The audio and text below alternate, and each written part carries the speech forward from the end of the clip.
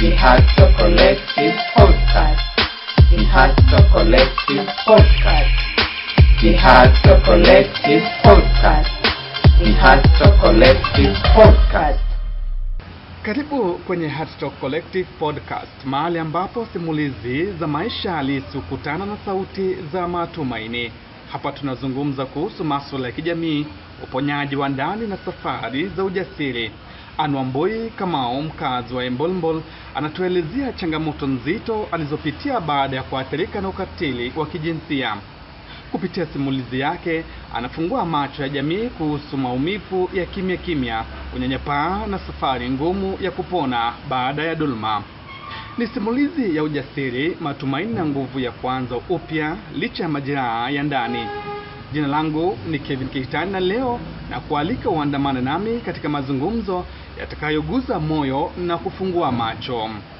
Kwa majina naitwa Ann Wambui Kamau, mimi ni mkazi wa Kajiado County, to be specific Embolmbol. Labda tuelezee ukatili wa kijinsia ni jambo ambalo linaathiri maybe watu wengi. Bila kuingia kwa undani, unaweza kutuelezea changamoto kuu ulizokutana nazo ni gani?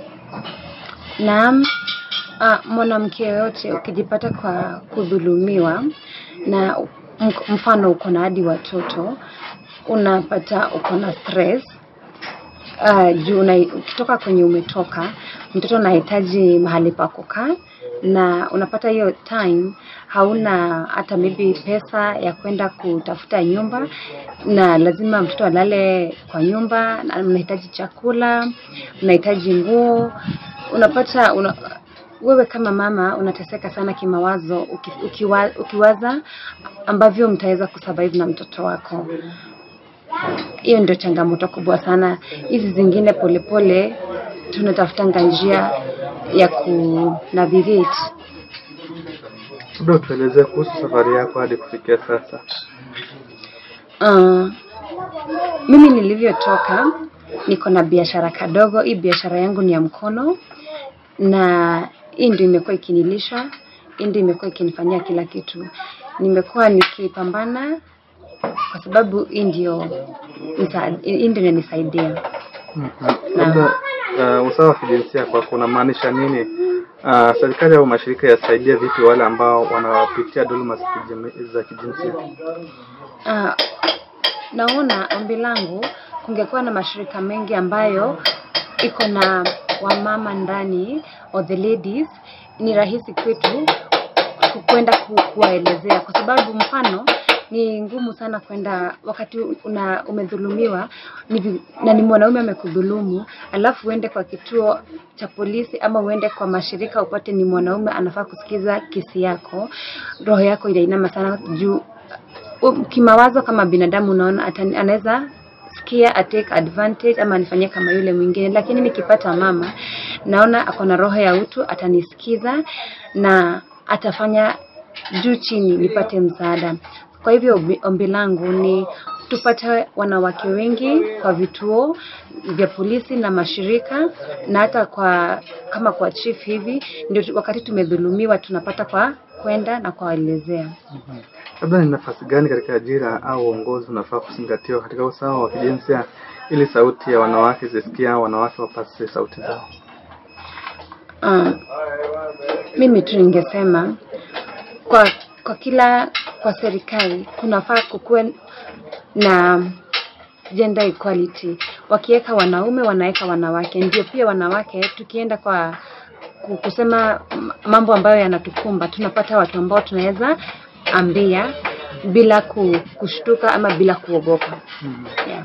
Tunajua huduma za afya ni muhimu kwa waathirika wa dhuluma za kijamii. Ni msaada gani ulipokea kutoka kwa jamii au mashirika?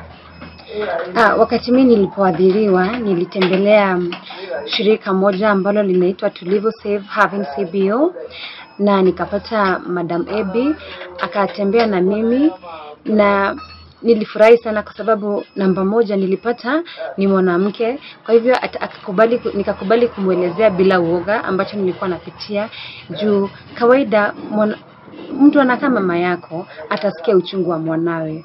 So after hapo Madam Abi ametembea na mimi kimawazo. Kwanza alimake sure niko kimawazo niko very stable mentally, ndio niweze hata kuangalia yule mtoto mwingine. Juu aliniambia kama wewe mama hauko sawa, hata mtoto mwenye uko na yeye hautaweza kulinda.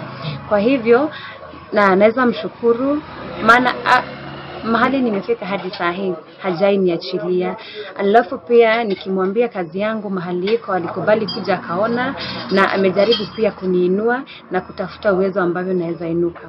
Kwa hivyo ningependa kusema tungekuwa na mashirika mengi kama hayo kwa kila county. Watoto ambao wanadhulumiwa wanaweza kupata kwa kukimbilia na wapate msaada. Naam. Huduma za mahakama na umiliki wa ardhi zimekuwa changamoto kwa wanawake. Tuambie ombi lako kwa serikali na mashirika yake za binadamu ni gani? Mimi ningeomba ambapo mwanamke ameolewa na ako na watoto, kesi kama hiyo ikitokea, mwanaume aache kwenda na vitu zote, manake bibi ni anateseka na watoto. Ingekuwa vizuri kungekuwa na sheria mzuri ambayo inafuatwa. Wanawake tunaangaliwa na tunapewa kiwango fulani ambacho kitatufeva na watoto. Naam. Na ungependa kutoa ujumbe gani kwa wanawake wengine wanaopitia hali kama yako? Mimi ningependa kusema ujipende, namba moja.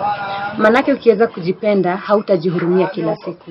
Utaamka na utaweza kutafuta msaada. Namba 2, utaweza kuamka na ufanye kazi ndio upate lishe yako ya leo na ya mtoto. Naam. So mtu akiwa na shida ni vizuri kujiongea, wasinyamaze na wasiogope. Ni vizuri kuongea ndio upate msaada. Manake kama uongei utasaidiwa na nani? Hakuna mtu anajua kama uko na shida until you speak out. Yes.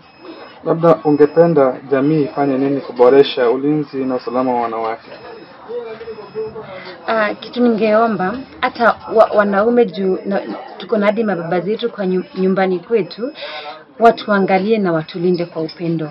Namba 2, ni vizuri sisi uko nyumbani ama hata kwa vijiji kujua msichana wako ama wajirani akoaje. Msichana akikuja kwambie kuna shida na anaogopa, wewe kama mwanamke ama wewe kama mwanaume msikize na usimuogofie ashinde kusema ambalo analipitia. So I would say kama like as a community you should hear our cry, so that ndio kila mtu apate kusaidika, na wenye huko ambao wanaumia peke yao wapate mtu wa kulilia na kupata msaada. Labda kwa biashara ambayo unafanya ulisaidika aje na mafanikio yake ni gani na hadi sasa inakusaidia aje? Kwa biashara yangu mimi hujaribu kutafuta network kwa watu wengine na kuuza kazi yangu. Nikisikia kuna like exhibitions mimi huenda. I do showcasing because in kazi yangu ya mkono. Yeah, this is craft and I do what I love. So I try as much as possible kuuza kazi yangu na kuonyesha watu kitu nafanya. Hiki kimekuwa kipindi cha Heart Talk Collective Podcast, mahali tunapoguza mioyo na kujenga matumaini. Kumbuka hauko peke yako, sauti yako ina dhamana na simulizi yako ina nguvu. Mimi ni Kevin Keitani. Asante sana kwa kusikiliza. Hadi wakati mwingine, kwaheri. The Heart Talk Collective Podcast. The Heart Talk Collective Podcast. The Heart Talk Collective Podcast. The Heart Talk Collective Podcast.